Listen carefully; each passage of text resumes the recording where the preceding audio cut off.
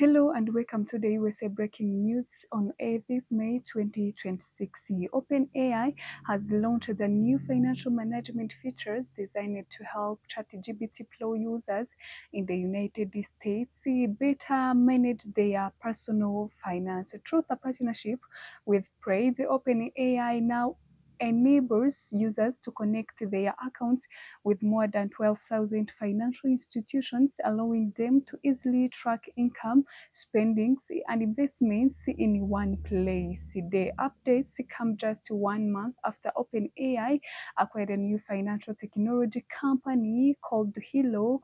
Reports indicate that over 200 million people currently use ChatGPT every month for finance-related questions.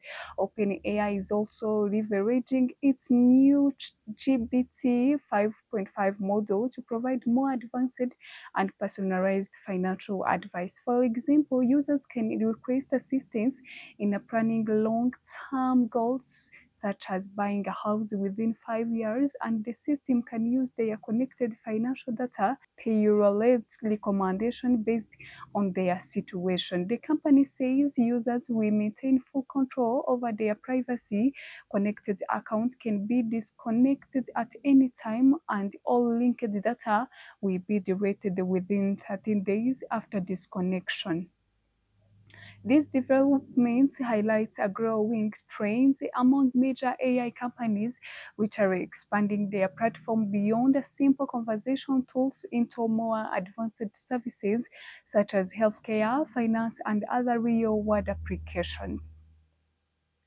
The United States and Israel are reportedly preparing to resume military strikes against Iran next week as efforts to maintain ceasefire agreement continue to collapse. According to the New York Times, the information was obtained from officials in both United States and the Middle East. The conflict between the United States, Israel, and Iran began on February 28, 2026, when Allied forces launched attacks inside Iran that reportedly killed senior officials, including Ayatollah Ali Khamenei, Iran's supreme leader. A temporary ceasefire was agreed upon April 8, 2026, with both sides committing to negotiation. However, no concrete agreement has been reached since then. Despite ongoing diplomatic efforts, both sides have continued to blame each other, while tensions remain high over the Strait of Hormuz, which has been shut down due to the conflict.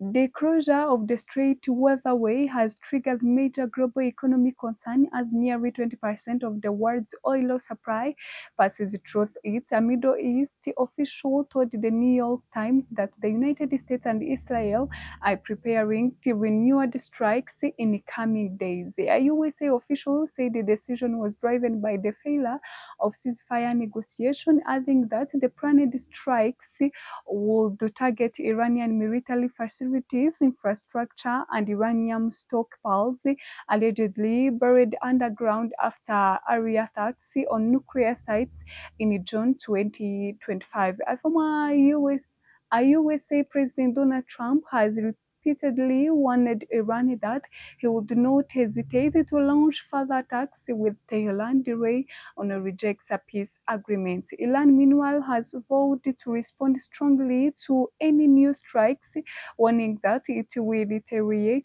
as it did during the February attacks, which continue to escalate. The Rwandan Ministry of Health, Minisante, has announced that it is closely monitoring the Ebola outbreaks reported in the Democratic Republic of Congo and Uganda, while confirming that no cases have been detected in Rwanda so far. The statement was issued on May 17, 2026, following reports from the World Health Organization indicating the resurgence of Ebola in both DRC and Uganda, raising global concern. WHO Director General Dr. Tedros stated on Sunday that more than 300 people have been infected within 88 confirmed deaths linked to the outbreaks. Minisante emphasized that no Ebola cases has been detected in Rwanda, adding that preventive measures have been strengthened, especially at border points with the DRC. The ministry also said the surveillance team have been placed on high alerts and monitoring system reinforced to ensure early detection and rapid response in case of any suspected infection. Authorities further confirmed continued cooperation with the regional and international partnerships to safeguard public health in Rwanda. Meanwhile, border crossing between Rwanda and the DRC in Rubavu district were temporarily closed on May 17, 2026 as precautionary measures. On the same day, a new Ebola cases was reported in Goma, Eastern DRC, according to the Professor Jean-Jean Kemuyembe, head of the DRC National Institute for Biomedical Research. He said the patient is the wife of a man who recently died from Ebola in Bunia. Since 1976, the DRC has experienced 16 Ebola outbreaks, including Zaire, Sudani, and Buguyo strains, the rate currently emerging. According to WHO, Ebola has fatality rates of around 15%, although it has varied between 25% and 19% in different outbreaks. Health experts know that early detection significantly improves the survival chances. Dr. Jean Kaseya, head of the Africa CDC, recently warned that Bundibugyo strain is particularly concerning as there is currently no approved vaccine or specific treatment available.